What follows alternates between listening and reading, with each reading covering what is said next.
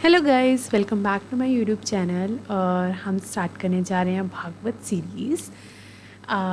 जो भागवत गीता में हमारे 18 अध्याय होते हैं एंड वो 18 के 18 अध्याय में अपनी पूरी कोशिश करूँगी कि ऐसी लैंग्वेज में बनाऊँ या आपको ऐसे कन्वे करूँ कि छोटे से छोटे बच्चा अगर मेरी वीडियो देख रहा है तो वो भी समझ सके, एंड अगर छोटा बच्चा समझ रहा है तो बड़े तो समझ ही जाएंगे। और मैं अपनी पूरी कोशिश करूँगी कि हर चीज़ आपको उस चीज़ की बता सकूँ। तो आज बात करेंगे हम अध्याय 1 की, जिसको हम बोलते हैं अर्जुन विश्व योग। अर्जुन विश्व योग का मतलब ये होता है कि कुरुक्षेत्र में यानी बैटल फील्ड जहाँ पे हमारा महाभारत हुआ था, वहाँ पे क्या सिचुएशन थी और जो अर्जुन हैं वो कैसा फील कर रहे थे। तो धृतराष्ट्र ये जानना चाहते थे कि कुरुक्षेत्र में क्या हो रहा है कौरव और पांडवों के बीच में। जैसे कि हम सबको पता है वो देख नहीं सकते थे, बट मन ही मन उन्हें ये पता था कि उन्होंने पुत्र मोह में आकर अधर्म का साथ दिया है। और अधर्म का साथ देना मतलब दुर्योधन के लिए ये लड़ाई जीतना थोड़ा मुश्किल हो सकता है। तो वो बहुत ही विचलित थे कि आखिर कुरुक्षेत्र में क्या सिचुएशन है, चल क्या रहा है। तो वो अपने सारथी, उनके सारथी थे संजय। तो वो संजय से कहते हैं कि संजय मुझे बताओ कुरुक्षेत्र में पांडव और कौरवों के बीच में क्या हो रहा है। तो संजय को दिव्य दृष्टि प्राप्त थी। दिव्य दृष्टि उनको महर्षि वेद व्यास ने दी थी। श्री कृष्ण ने नहीं, महर्षि वेद व्यास। ओके, तो उन्होंने दी थी। तो संजय अपनी दिव्य दृष्टि से धृतराष्ट्र को बताते हैं कि कुरुक्षेत्र में कौरवों और पांडवों की सेना आमने सामने खड़ी है। और पांडव की सेना को देख के दुर्योधन थोड़े विचलित हैं, थोड़े टेंशन में हैं। क्यों? क्योंकि वो एनालिसिस कर रहे हैं। एनालिसिस इन द सेंस वो ये देखना चाह रहे हैं कि पांडवों की सेना में कितने स्ट्रॉन्ग पॉइंट्स है या कितने बलवान शूरवीर योद्धा उनकी सेना में है जो मुझे टक्कर दे सकते हैं। तो वो अपने गुरु द्रोणाचार्य के पास जाते हैं और उनके जो सेना में शूरवीर और योद्धा हैं उनके बारे में उनसे बतलाते हैं। तो और वो स्ट्रैटेजीज़ बनाते हैं कि युद्ध कैसे जीता जाए, दुर्योधन अपने गुरु के साथ बैठ के। तो वो जब उनके शूरवीर के नाम बताते हैं, भीम, अर्जुन, द्रौपद, इन सब के बारे में बताते हैं कि अच्छा ठीक है, भीम इन इन गुणों में अच्छा है और ये उनकी वो है स्ट्रेंथ्स हैं और ये वीकनेस हैं। तो ये जब वो कर रहे होते हैं तो वो थोड़े टेंशन में होते हैं कि हाँ, पांडवों की भी सेना कम नहीं है। बेशक वो नंबर वाइज कम हो, बट शूरवीर एंड बलवान तो वो भी हैं। एंड वो ये करने के बाद अपनी सेना को भी देखते हैं और अपनी सेना में देखते हैं कि कौन कौन है शूरवीर जो उनके एक इशारों पे अपनी जान दे सकते हैं, कितने शक्तिशाली हैं और कितने बलवान हैं। एंड देन वो घमंड में ये कहते हैं कि पांडवों की सेना को हराना तो चुटकियों का काम है। तो उनको एक तरीके का ओवर कॉन्फिडेंस तुम कह सकते हो या घमंड था कि हाँ, पांडवों की सेना को वो हरा सकते हैं। गाइस, मैं यहाँ पे थोड़ा इंटरप्ट करना चाहूँगी और मैं तुमको ये बताना चाहूँगी जो मैंने अभी तक बताया कि कैसे दुर्योधन ने एनालिसिस किया अपने कॉम्पिटिटर्स का, एंड देन उन्होंने अपना एनालिसिस किया एंड देन स्ट्रैटेजी बनाई।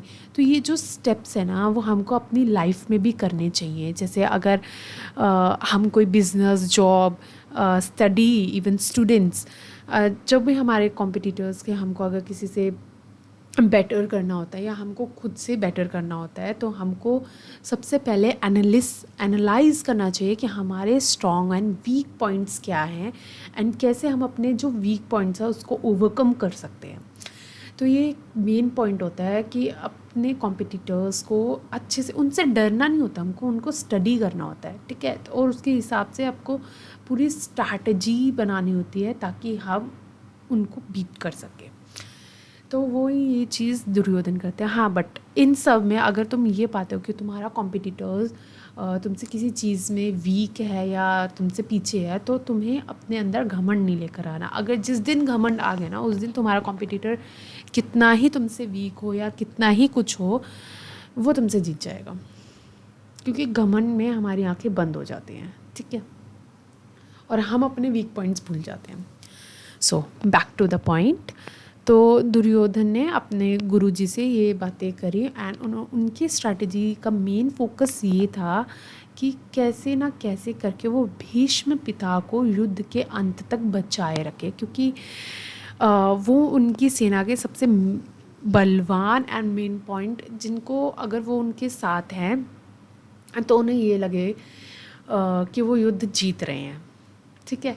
जैसे कि हमें ऐसे लगता है कि अगर मेरी टीम में XYZ पर्सन है और वो उसकी क्वालिटीज़ काफ़ी अच्छी हैं एंड अगर वो मेरी टीम में है तो मैं डेफिनेटली ये गेम जीत सकता हूँ। तो वो ये चीज़ दुर्योधन में थी कि अगर भीष्म पितामह मेरी पक्ष में रहते हैं और अगर सब उनको प्रोटेक्ट करते हैं एंड तक, तो शायद वो ये युद्ध जो है वो आसानी से जीत सकते हैं। तो ये थी दुर्योधन की पूरी स्ट्रैटेजी एंड उनका सोचना। यहाँ पे पांडवों ने भी ऐसे ही एनालाइज किया था कि हाँ, दुर्योधन की सेना में कौन कौन है एंड उनके साथ कौन कौन है। देन उसके बाद जब दोनों तरफ की युद्ध की तैयारियाँ हो जाती हैं, उनकी स्ट्रैटेजीज़ बन जाती हैं, तो शंख नगाड़े बजने लगते हैं। शंख नगाड़े बजते हैं, इसका मतलब दोनों तरफ की तैयारियां हो चुकी हैं एंड दोनों पक्ष लड़ने के लिए तैयार हैं। शंख नगाड़े इसलिए भी बजते हैं क्योंकि वो अपने सेनापति जो उनके वॉरियर्स है, जो उनके टीम में, उनको मोटिवेट करना चाहते हैं कि गाइस टाइम आ गया है और हम उनसे कम नहीं है, हम उनसे डर नहीं रहे। तो ये भी एक साइन होता है इस चीज़ का, वॉर, ठीक है, वॉर का एक स्टार्ट होने से पहले एक ये साइन होता है अपने ओपोनेंट्स या अपनी आगे अगेंस्ट वाली टीम को ये दिखाने के लिए कि we are not afraid from you. तो ये सब होता है। देन उसके बाद अर्जुन अपने सारथी श्री कृष्ण से कहते हैं, कृपया मेरा रथ दोनों सेनाओं के बीच में ले जाके खड़ा करो।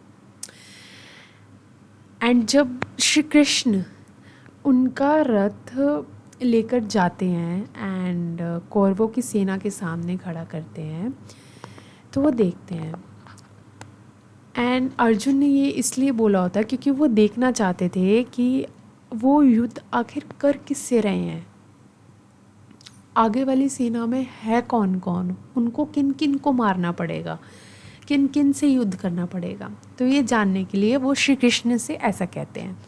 तो जब श्री कृष्ण उनका रथ ले जाकर कौरवों की सेना के समक्ष खड़ा कर देते हैं, तो वो देखते हैं एंड बहुत ही ज़्यादा इमोशनली ड्रेन हो जाते हैं। क्यों?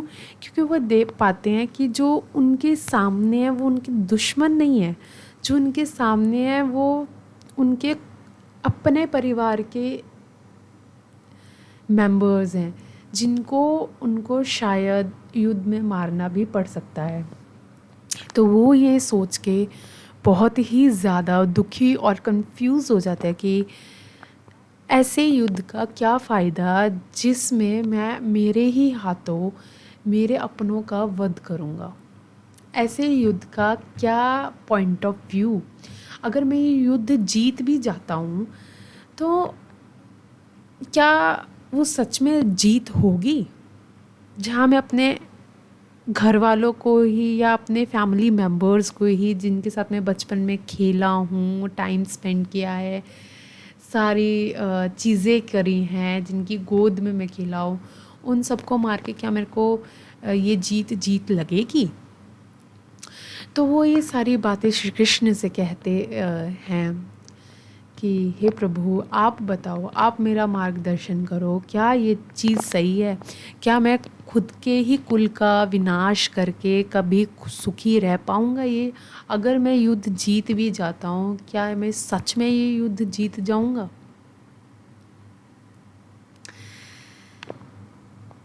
उनके आगे उनके खुद के दादा, गुरु, दोस्त, भाई, रिश्तेदार सब खड़े थे। सब जिनको अच्छा, एक तुमने सोच लिया कि अब तुम वॉर स्टार्ट करने ही जा रहे हो, तो तुम्हें ये तो नहीं होता ना, ये तुम्हें चॉइस नहीं मिलती कि तुम्हें इन्हीं, अच्छा मैं इसको मारूंगा, इसको छोड़ दूंगा, इसको मारूंगा, नहीं, तुम्हें सबको मारना पड़ेगा। तो ये सोच के अर्जुन बहुत ज़्यादा टूट जाते हैं कि मैं इनको नहीं मार सकता। उनकी ड्यूटी के आगे उनके इमोशंस आ रहे थे, वो उनका प्रेम मोह जो उन लोगों के साथ था वो आ रहा था। वो श्री कृष्ण से सवाल ये कर रहे थे कि क्या युद्ध का मतलब होगा, क्या इस युद्ध के बाद धर्म की स्थापना होगी या अधर्म की, जहाँ मैं खुद के लोगों को मारूंगा। तो वो लास्ट में अपना धनुष, जो उनका जो धनुष था वो उनके हाथ से छूट जाता है, वो उनके हाथ पैर लाइक कांपने लग जाते हैं, उनकी त्वचा जलने लगती है, त्वचा स्किन, ओके, स्किन उनकी जलने लगती है एंड वो काफ़ी ज़्यादा टूट जाते हैं। एंड अर्जुन कहते हैं कि मेरे को ऐसा कोई राज सिंहासन नहीं चाहिए, ऐसा कुछ भी नहीं चाहिए जो मेरे को मेरे अपनों को मार के मिले। तो वो सब कुछ त्यागने के लिए तैयार हो जाते हैं और वो अपने रथ के पीछे बैठ जाते हैं, ये कह के कि मैं ये युद्ध नहीं करूँगा या नहीं कर सकता। अब वो पीछे जाके इसलिए नहीं बैठते कि वो डर जाते हैं, वो इसलिए बैठते हैं कि वो जब ये देखते हैं ना कि उनको अपने लोगों से लड़ना पड़ेगा, तो इंसान वहाँ टूट जाता है जब उसके खुद के अपने लोग उसके खिलाफ खड़े हो जाते हैं।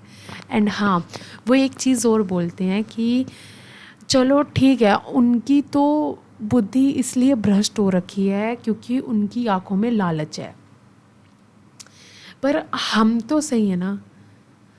अगर सामने वाला इंसान लालच में पागल हो चुका है, उसकी सोचने की क्षमता ख़त्म हो चुकी है, हम तो सही है ना, हम तो सही और गलत के बीच का फैसला कर सकते हैं ना कि क्या सही है क्या गलत है। अगर हम भी उनकी तरह हम गलत को चुने तो हम भी गलत हुए, हमने भी अधर्म का साथ दिया। तो ये सारी चीज़ें श्री कृष्ण से पूछते हैं और उनसे बोलते हैं कि मेरा मार्गदर्शन करो। तो ये था अध्याय 1 में, और इसकी मोरल वैल्यू, इस अध्याय की मोरल वैल्यू ये है कि हाँ, इन रियल लाइफ में भी हम कभी कभी अपनी ड्यूटी और इमोशंस में कॉन्फ्लिक्ट पाते हैं कि हमारी ड्यूटी तो ये है, बट जो हमारे इमोशंस हैं वो हमको हमारी ड्यूटी करने से रोक रहे हैं। ये कलयुग के टाइम पे हम सब अर्जुन हैं और हमारा मार्गदर्शन सिर्फ और सिर्फ गीता से हो सकता है। तो मैं आप सबसे भी रिक्वेस्ट करूँगी कि गीता को पढ़ें, समझें एंड समरी और सिंपल लैंग्वेज में तो मैं समझा ही रही हूँ। आप अगर मेरी वीडियो को देख के वो अध्याय पढ़ने की कोशिश करेंगे, I bet you will going to understand all the meaning of your Gita. हर लाइन में छोटा सा छोटा ज्ञान है, तुम्हारी हर प्रॉब्लम का उसमें सॉल्यूशन है। जो तुम ये सोचते हो कि यार मेरे को ये प्रॉब्लम है, ये प्रॉब्लम है, ये प्रॉब्लम है, ये प्रॉब्लम है, मैं कैसे जाऊँ, किसके पास जाऊँ, कौन सॉल्व कर तुम्हें लिटरली किसी के पास जाने की ज़रूरत नहीं है। तुम्हें बस एक बुक पढ़ने की ज़रूरत है, जो है भागवत गीता। ठीक है, तो ये था अध्याय 1 में। आई होप आप सभी को इस पसंद आया होगा और हेल्पफुल लगा होगा। मैंने काफ़ी कोशिश करी है कि इसको सिंपल और शॉर्ट रखूं एंड जो इसका मेन मोटिव है वो एक्सप्लेन करूं। इसका मेन मोटिव बस यही था कि कभी कभी हमें इमोशंस को कंट्रोल करना होता है ओवर ड्यूटी। सो जल्दी आऊँगी मैं अध्याय 2 के साथ, जिसमें श्री कृष्ण आगे हमें बताते हैं कि हमें कैसे क्या करना होता है। तब तक के लिए खुश रहो एंड कोशिश करना भागवत गीता पढ़ने की। And bye bye.